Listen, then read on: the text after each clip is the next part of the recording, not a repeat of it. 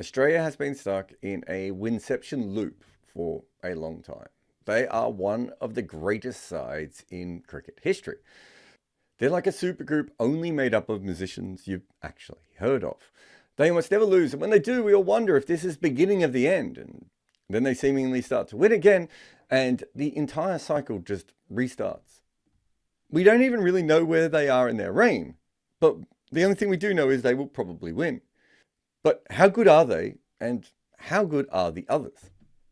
There is no World Cup where everyone turns up knowing exactly what all the teams can do. For a channel like ours that wants to know as much as we can, we have a cheat. We call them team maps, invented by me to analyze tournament performance, understand teams, and we have updated and tweaked it with a special source algorithm that shows us just how good these teams are in different parts of the match.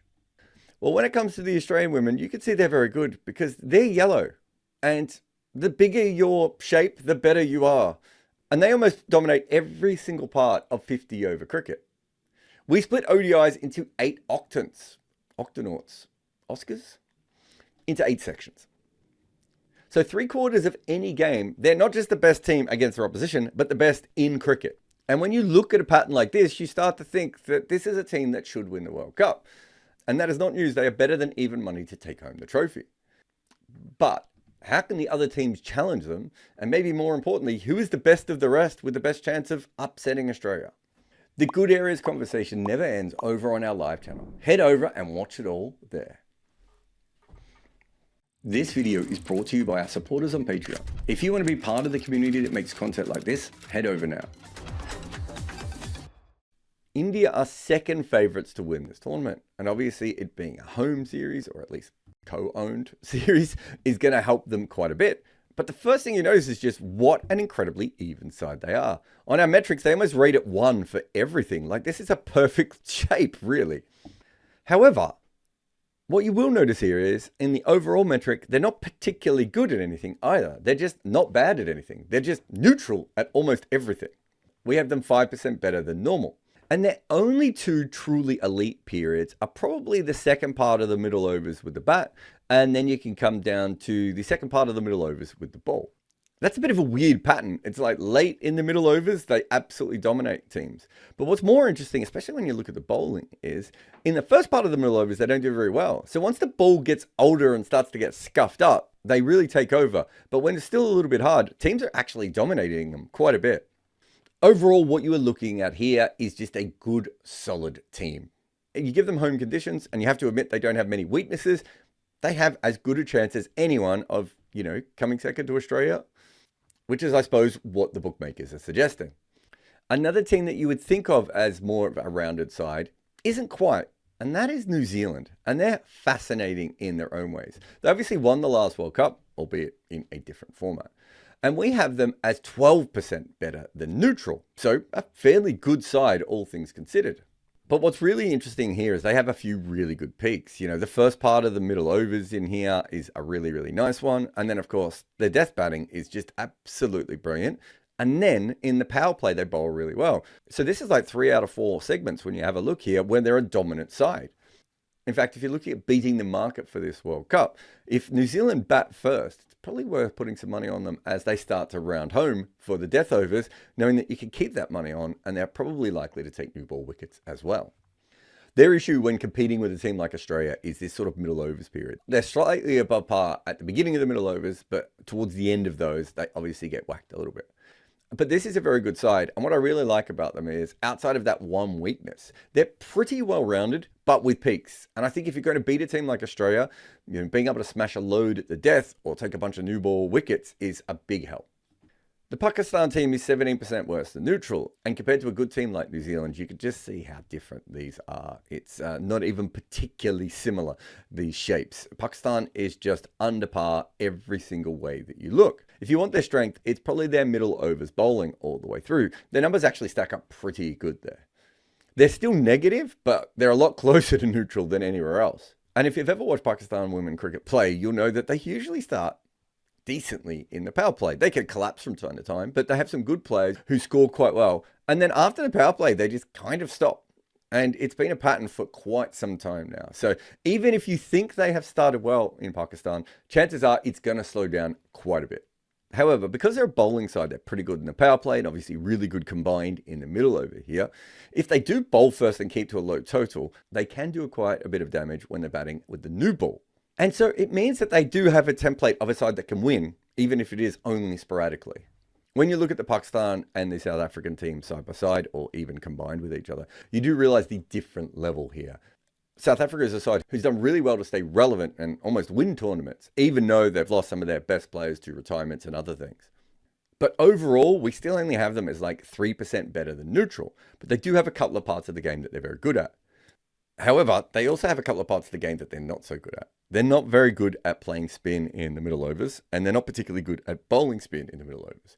For a tournament in the subcontinent, this is not the pattern you want to see.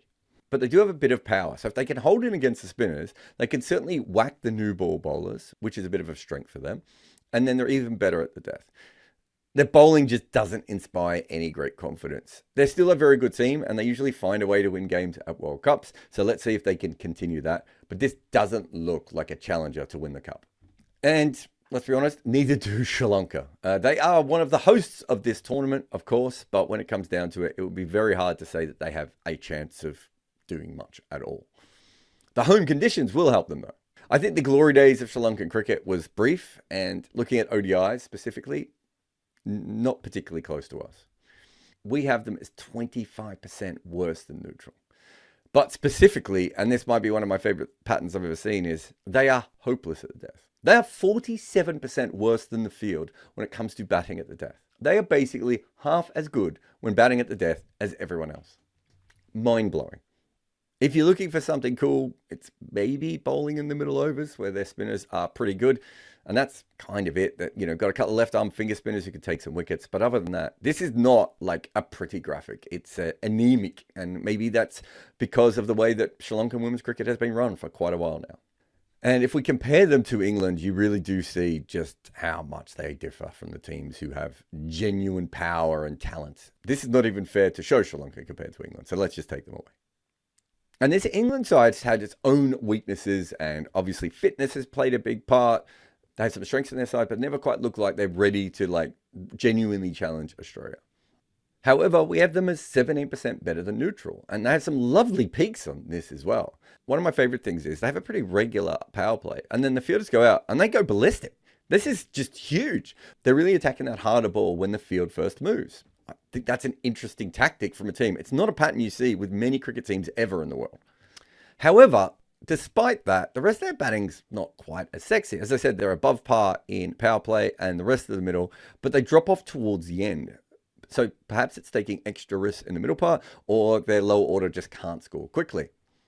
With the new ball, they're doing quite well. And if you have a look at their team, they've left Kate Cross out, and she's quite a good bowler. So I think it tells you the kind of depth that they have. But they get much better when the spinners come on. Sophie Eccleston and Sarah Glenn just absolutely dominate. And quite often I've seen situations where the new ball has been whacked around a little bit. And it doesn't matter because England just completely put a clamp on the rest of the game.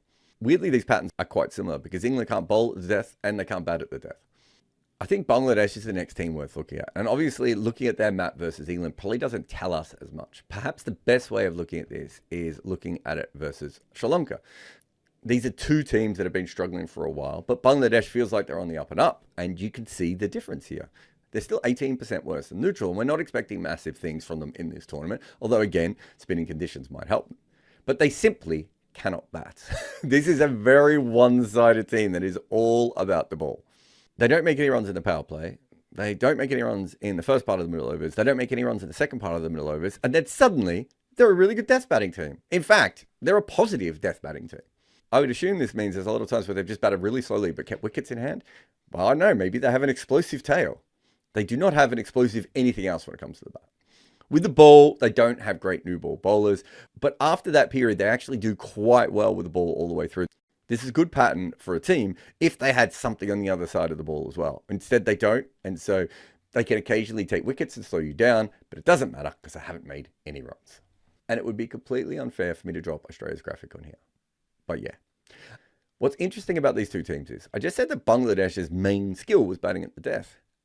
How do you compare that with Australia? It is absolutely remarkable what they do at the death. We have them as 110% better than par. But the second best team at the death is the Kiwis, and they're 32% better. So pretty much outside of one side, Australia is double or better than almost every other team in this competition. However, they're also great in almost every different section that we can look at. If they have a weakness, and I use that term quite lightly, it's the fact that they're only neutral with the new ball. So it's not actually a weakness compared to other sides, but it's a weakness for them because they're so dominant in the other 7 phases. I mean, overall, we have them as 39% better than par, which is just absolutely ridiculous. I don't know how you would game plan against a side like this. The only thing I could think of is that when they're bowling with the new ball, you try and score 200 runs in those first 10 overs. And then when you're bowling to them, you hope like hell you bowl them out before they get to the death. This is a very good side, and we've been saying that for a very long time. But when you map them against the other teams, you can certainly see just how dominant the Australians are. However, they didn't win the previous World Cup. So they don't win everything, just most things. So the real question coming into any World Cup at the moment is, are you backing Australia or the field? And women's cricket has been stuck in that loop for quite some time. Are you as chronically online as Moses Enriquez? Then here's another video for you. Or if you also like books and stuff, you can buy my new one on the art of batting. If you loved this video, hit the bell icon to be notified for more.